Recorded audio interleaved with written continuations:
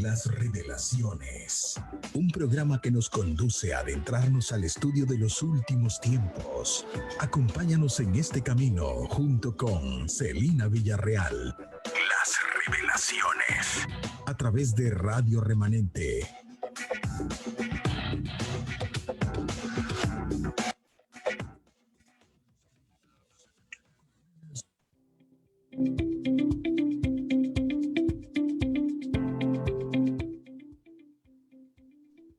Bienvenidos a Revelaciones. Este es un panorama espiritual acerca de los últimos tiempos. Aquí vamos a estudiar y a platicar acerca de lo que Dios nos quiere revelar a través de su palabra. Yo soy Celina Villarreal y estoy transmitiendo en vivo desde Monterrey, México, para Radio Remanente, la radio de tu vida, y saludo a todos los amigos de la Quinta California, así como todos los que se conectan vía Facebook o YouTube. Este es un programa en vivo que estamos transmitiendo todos los martes y jueves de 2 a 2:30 de la tarde, tiempo del Pacífico. Así que si quieres hacernos alguna pregunta o tienes alguna duda, pues estamos aquí muy dispuestos a contestarla en lo que se nos es posible. El WhatsApp, el número de WhatsApp para que nos manden mensaje es el 760-655-6827. 760-655-6827. Y también lo puedes hacer a través de la página de Facebook de Radio Remanente. Bueno, pues estamos viendo el libro de Apocalipsis, nos estamos apoyando con otros libros de la palabra, porque todo lo que el Señor nos revela es a través de su palabra. Ya hay muchas figuras en el libro de Apocalipsis, pero a final de cuentas significa revelaciones. Aquí es porque el Señor nos quiere dar a conocer su palabra y pues nos ha estado revelando todo esto a través de toda su palabra, de toda su escritura, desde Génesis hasta Apocalipsis. Bueno, quiero hacer mención de algo muy importante con respecto a estos programas. En toda la palabra de Dios, desde Génesis hasta Apocalipsis, nos habla a su pueblo y a su iglesia. Es importante recalcar que toda la palabra del Señor en sus libros del Antiguo Testamento y en el Nuevo Testamento se nos habla a su pueblo, a la iglesia. No les habla a otro pueblo, no les habla a otros pueblos, ni les habla al mundo. Nos habla a nosotros. Los 5 primeros libros, que son los libros de la ley, se llama la ley de Moisés, el Pentateuco, como les dicen, es para sus pueblos. Es un testamento.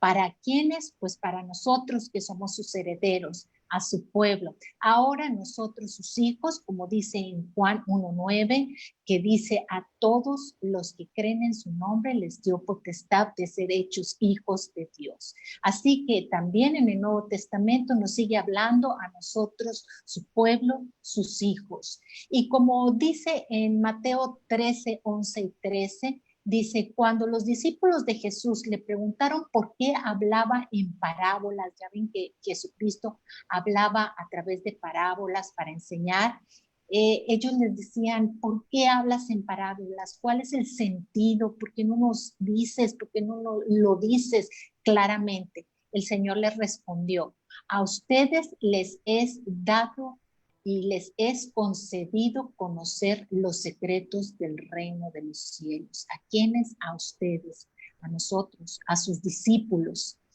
Pero a ellos no. Dice muy clara la escritura en Mateo 13, 11 y 13. Pero a ellos no. Al que tiene, se le dará más y tendrá en abundancia. Y el que no tiene, hasta lo poco que tiene, se le quitará. Por eso les hablaba a ellos en parábolas. Porque dice aquí: aunque miran, no ven, aunque oyen, no escuchan ni entienden.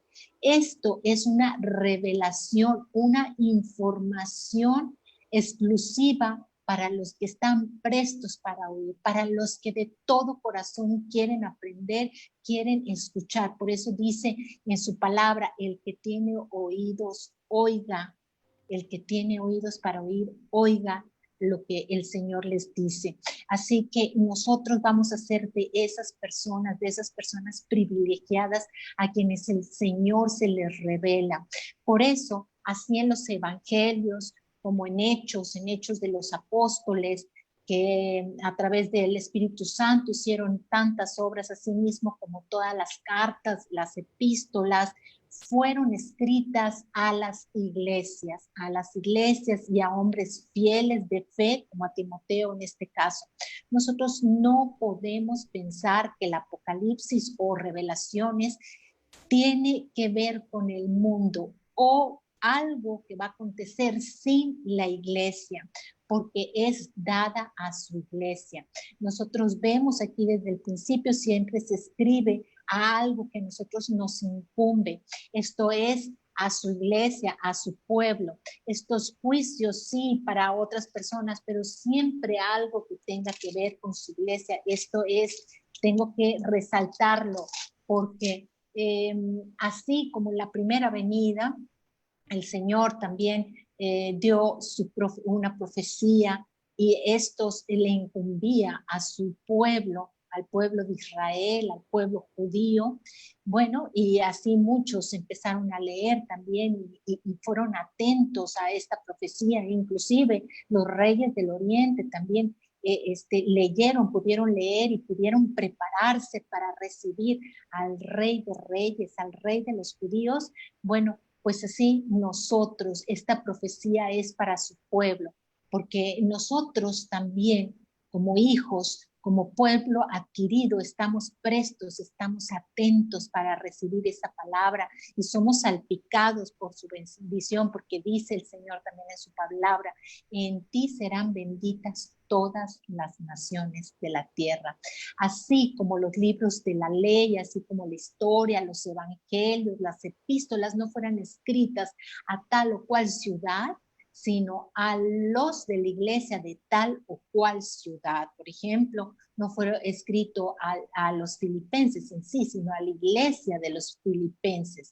Así, en esta ocasión es escrita para nosotros. Por eso, nosotros se supone que la debemos entender porque el Señor nos la revela, así como el Señor le revelaba las parábolas a sus discípulos y a ellos sí se las explicaba, así nosotros debemos de entenderla. Por eso es bueno que estudiemos la palabra y que veamos cada figura, porque como les digo, el libro de Apocalipsis está lleno de figuras, está lleno de simbolismos que desde antes nosotros nos tuvimos que haber familiarizado. Si no es así, pues aquí nos vamos a guiar, los voy a guiar para que vayamos a otros libros de la misma palabra para ver en dónde aparecen nuevamente estas figuras y qué es lo que el Señor nos quiere decir y nos quiere revelar. Bien, vamos entrando al capítulo número 6 del Apocalipsis. Ya vamos entrando a las cosas que habrán de suceder, dice aquí, a las cosas posteriores, a la profecía. Y estamos aquí en los 6 sellos, en los 7 sellos que se nos presenta. Como les digo, aquí tenemos que irnos a otros libros de la palabra, por ejemplo, el libro de Daniel, que está en el Antiguo Testamento, que fue un profeta, y a él se le dio en el capítulo 12 de Daniel, en el versículo 4 se le dio una palabra y le dijo en el 12, versículo 4, pero tú, Daniel, cierra las palabras y sella el libro hasta el tiempo del fin. ¿Hasta cuándo? Hasta el tiempo del fin. Y entonces aquí vimos en el capítulo 5 del Apocalipsis que ya estaban por abrir estos 7 sellos. ¿Por qué hasta entonces? Pues porque está ya el tiempo del fin y porque ya había uno que era digno de abrir estos sellos. Ya lo vimos el programa pasado, donde el único digno que se halló de abrirlos es el Cordero inmolado, Jesucristo, el que fue sacrificado y está vivo, está a la diestra, porque dice, vi un cordero como inmolado de pie, estaba vivo. al león del Judá, dice aquí la palabra. Bueno, pues aquí habían sido selladas las palabras que mandó escribir hasta el tiempo del fin, según Daniel 12:4. Y como les digo, ya hay uno digno. Y entonces vamos a empezar a leer el capítulo 6, donde habla de los sellos. Y aquí es donde empieza a revelarse los 4 jinetes del Apocalipsis tan famosos, y a lo mejor han escuchado o han hecho libros o a lo mejor películas, qué sé yo, pero aquí los digo, se mencionan mucho y son conocidos, y ha habido algunas interpretaciones que no están del todo dentro de la palabra. Nosotros vamos a recibir la información y la palabra, y nos la va a revelar el Espíritu Santo primeramente, y la misma palabra se va a revelar. Vamos a ver los primeros 2 versículos. Dice: vi cuando el Cordero abrió uno de los sellos y oí a uno de los 4 seres vivientes decir, ¿se acuerdan de los 4 seres vivientes que vimos en el capítulo 4? Uno que tenía semejanza de águila, otro semejanza de hombre, otro semejanza de novillo, y otro también semejanza, dice aquí que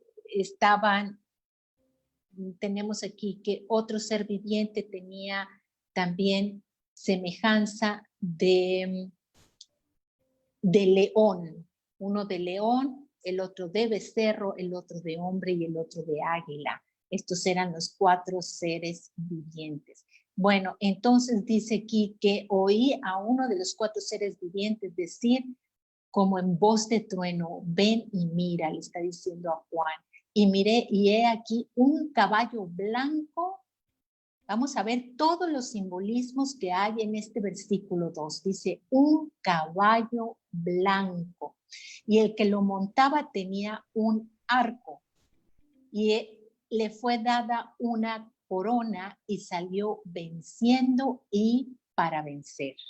Es importante aquí porque hay muchas interpretaciones de esto, pero está bien clara, la palabra es bien clara.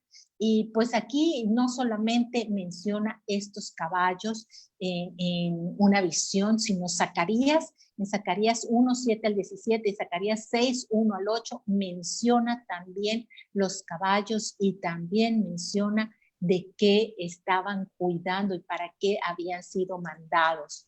Bien, vamos a ver las diferentes figuras en cuanto a colores y en cuanto a elementos que hay en este versículo 2 del capítulo 6 de Apocalipsis. Dice blanco, símbolo de pureza.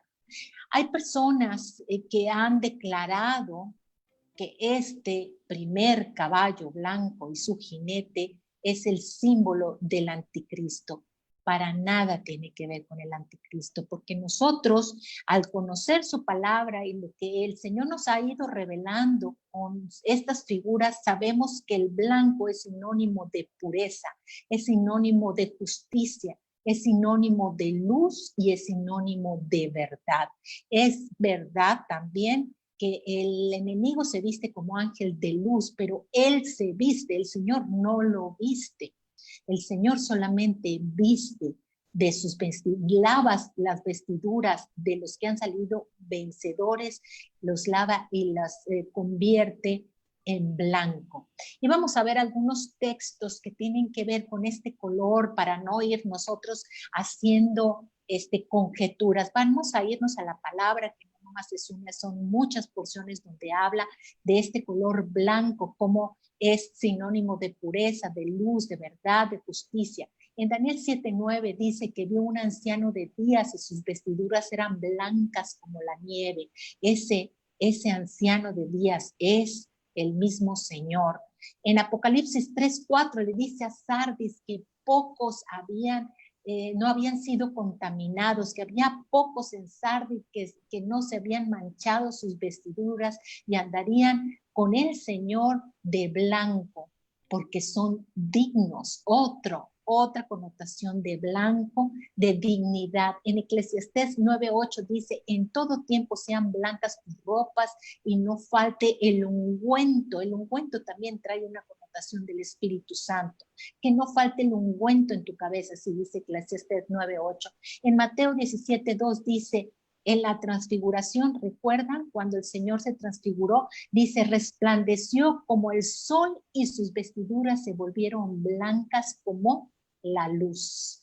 También trae una connotación de luz. Luz igual a blanco. No puede ser tal figura un anticristo. No puede ser. Si se le describe así, entonces tendría que ser blanco, pureza, luz, verdad, justicia, como nos los ha hecho saber a través de la misma palabra. Nosotros estamos relacionando no con ideas que vienen de nosotros, sino con la misma palabra, con el espíritu y la palabra misma.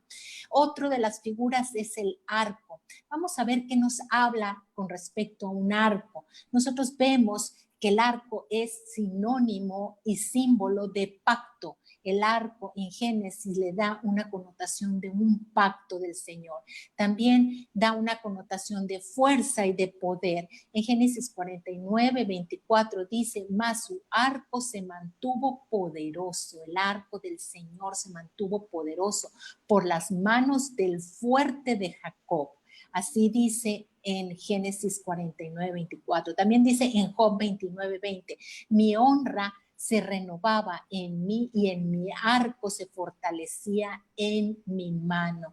Trae un sinónimo de fuerza y de poder que a quien se le es dada única y exclusivamente exactamente al Señor, a los que vencieron por él.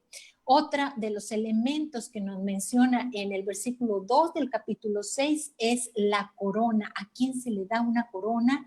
Fíjense bien lo que dice. Siempre que habla de corona en la palabra, de cualquier tipo que tenga que ver con la corona, habla de la corona al Rey de Reyes y al creyente. Dice aquí en la palabra hay 5 tipos de corona y todas ellas, ninguna es para el anticristo y ninguna para sus huestes espirituales. De ninguna manera se habla de 5 coronas, de la corona de la vida, de la corona de justicia, de la corona de la gloria, de la corona del gozo y la corona incorruptible.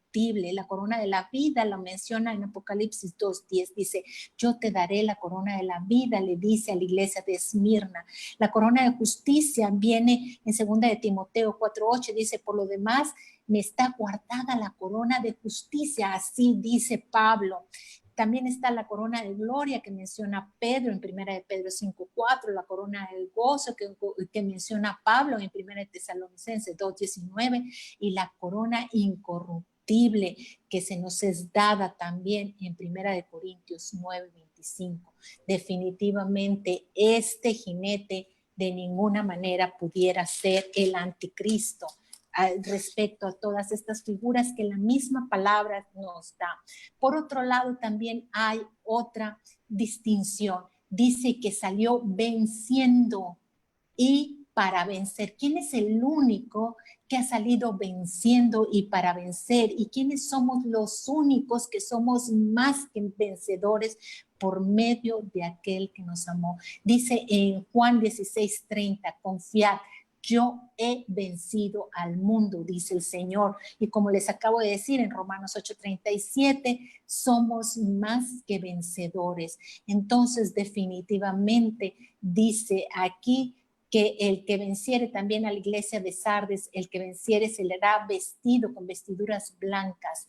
Y dice en 1 Juan 4:4, vosotros sois de Dios y habéis vencido. Su iglesia, la iglesia del Señor, ha vencido. Por lo tanto, no puede ser el anticristo, no nos vamos a dejar engañar y todo esto es a través de la misma palabra que nos va revelando. Antes bien, para mí, en una opinión personal, es el periodo de la iglesia, un periodo donde sale una iglesia pura, la iglesia primitiva, la iglesia del año 31 al año 100 después de Cristo, de nuestra era, es una iglesia que se guardaba, una iglesia donde había una victoria en el cristianismo, donde sucedían los grandes milagros a través de sus discípulos, porque dice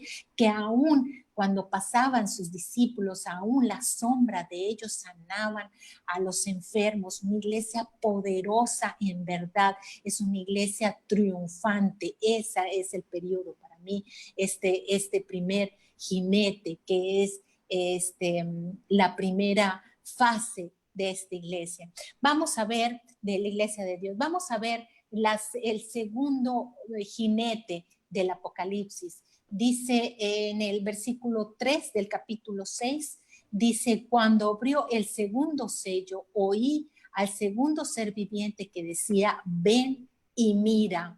Y salió otro caballo. Vamos a ver las figuras y los colores y los simbolismos que nos da este versículo 4. Salió un caballo bermejo. Bermejo es un caballo colorado, un caballo rojo, se puede decir, y al que lo montaba le fue dado poder de quitar de la tierra la paz y que se matasen unos a otros, y se le dio una gran espada. Vamos a ver qué figuras vienen aquí con respecto a este versículo 4, donde se nos dan varios elementos. El caballo bermejo es rojo, como les dije, y rojo tiene que ver obviamente con la sangre, trae una connotación de sangre. En muchos pasajes de la palabra vemos esta relación, no necesitamos una relación de la palabra, pero sin embargo sí se menciona, pero también se menciona el rojo como señal de pecado. Ya lo hemos visto en Isaías 1:18, cuando dice, si tus pecados fueran rojos como la grana, serán emblanquecidos como la blanca nieve.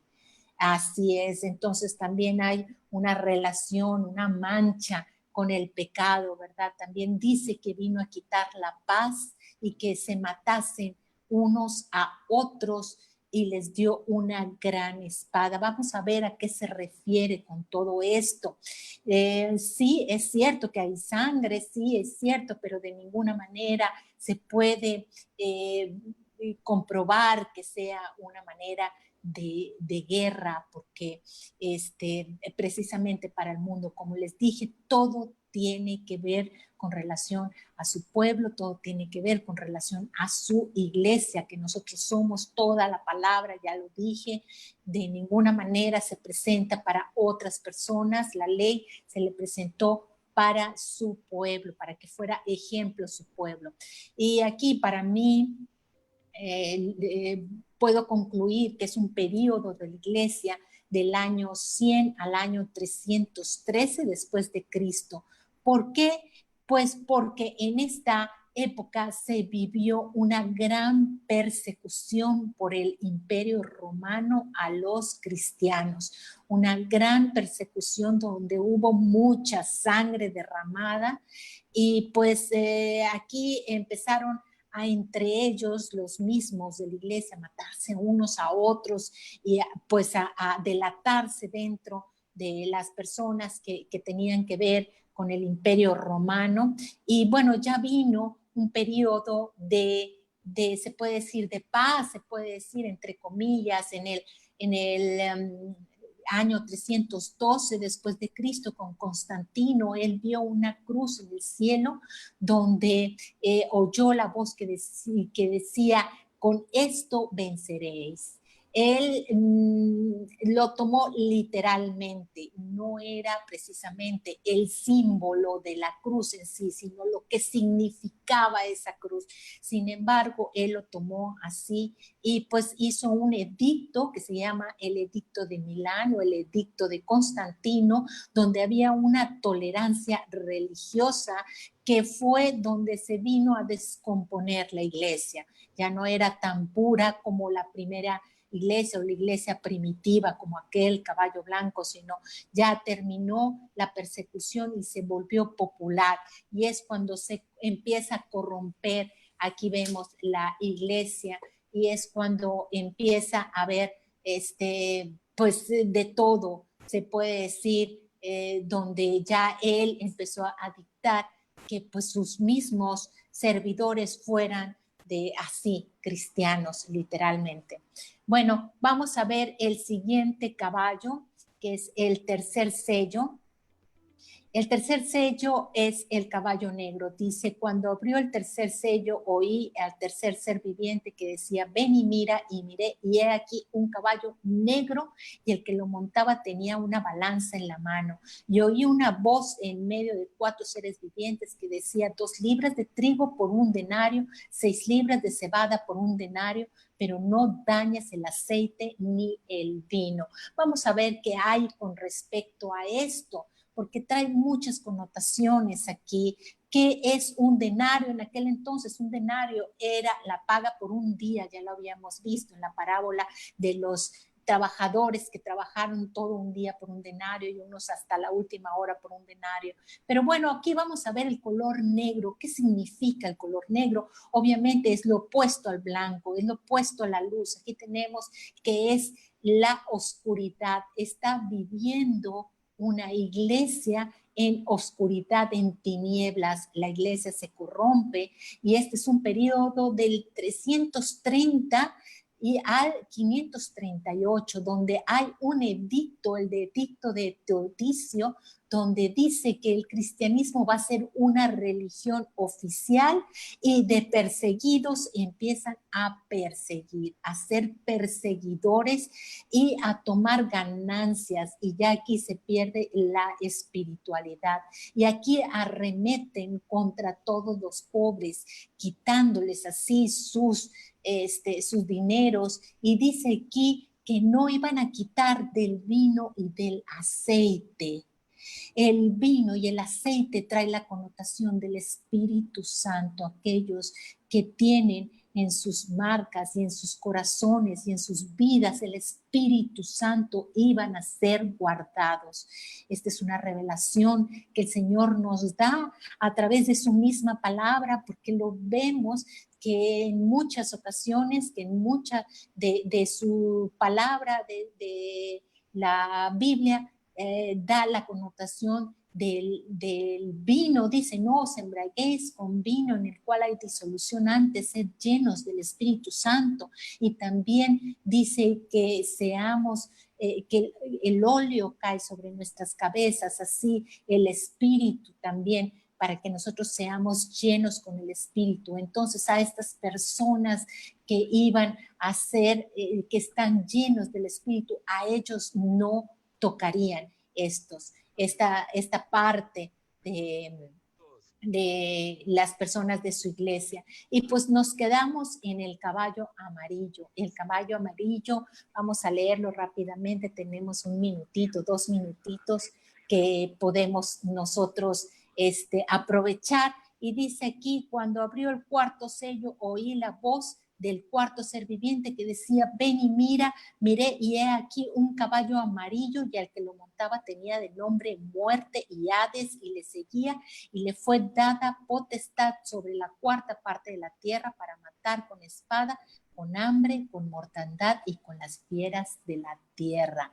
Y bueno, pues este es el 4º jinete, el 4º caballo color amarillo, y aquí está claramente su nombre, Muerte y Hades. Aquí hay una muerte espiritual del cristianismo. Vamos aquí a explicar este 4º sello el próximo programa, el próximo jueves a las 2 de la tarde.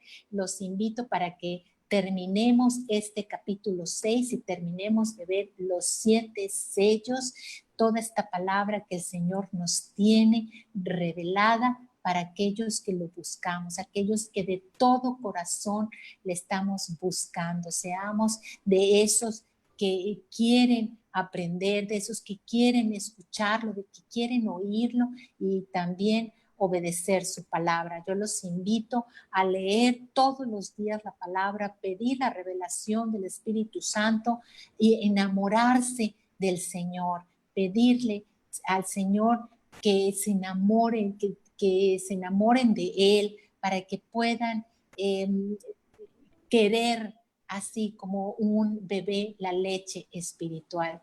Bueno, pues con esto nos despedimos y esperamos próximamente volver a conectarnos a través de Radio Remanente, la radio de tu vida, y también de las páginas de Facebook y así como YouTube.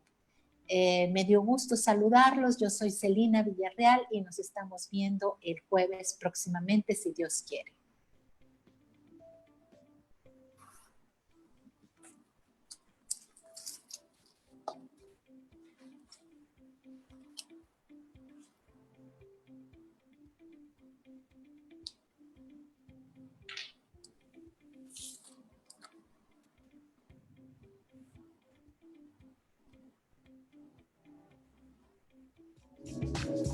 Has escuchado Las Revelaciones.